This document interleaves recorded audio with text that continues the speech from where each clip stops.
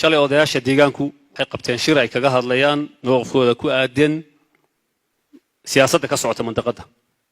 waxaa nuxur u ahaa inay nabadgelyada deegaanka adkeyntiisu uu aasaas u noqonayo wax walba ay sameynayaan maadaama inta yareen haysano inay naga kala boodda ayna ahayn in ay ka go'an tahay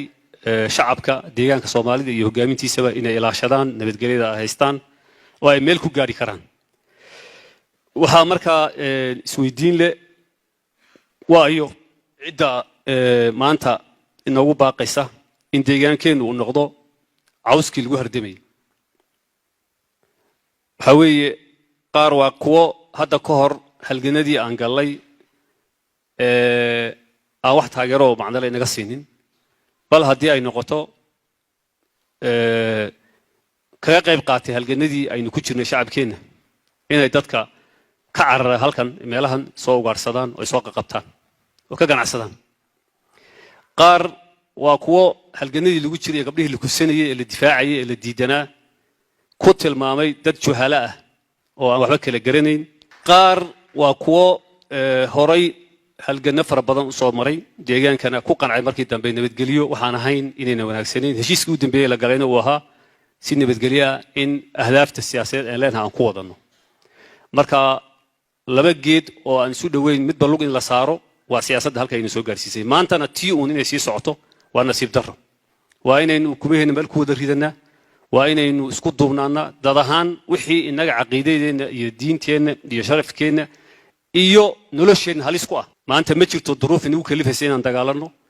hadday timaado duruuf inagu kalifaysa inaan dagaalanana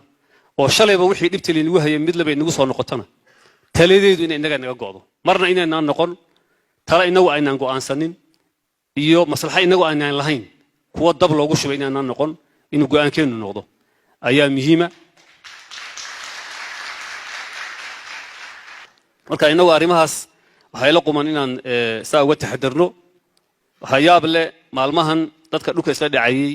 wadaniyada iyo qiirada Jabaanka muujinaya waxa ka mid ahaa oo la yaab leh rag xilligii oo laftu duurka ay ku jirtay ee ay halgamaysay dibadaha laga dagaalamayay iyagu ka soo guriya noqday oo lahaa halgankan iyo waxaan loo baahnay nabad baa loo baahan yahay kuwa saalaha xitaa arkay maalmahan oo kuwa ugu dhawaaqa badan xilliga waa 12 sano ka hor waa maalmaha ugu xumayd ee dadku rafaasanayeen maalinka haddaad lahayd nabad baa loo baahan yahay maanta maxaa soo kordhay oo aad colaad ugu baahan tahay in la isweydiiyo fiican dib loogu weydiiyo marka ummadani waa inay ka kortaa shakhsi dantii in dab loogu shubo hal shakhsi oo dan isagu uu leeyahay iyo hadaf uu leeyahay inuu gubo ummadan inay ka korto weeyaan waxaan rajaynayaa in muxuu ahaa bislaanshahaasi uu jiro oo arrintaasi aynan sii soconayn aan nabadeena ilaashano aan midnimadeena ilaalino aan muxuu ahaa midnimada qoomiga ee gudaheena adkaysano aan tartanka qoomiyadda dalka ka jira geeskeena ka gallo qalooci shalay inagu dhacay maanta inagu soo noqdo inaan ogolaano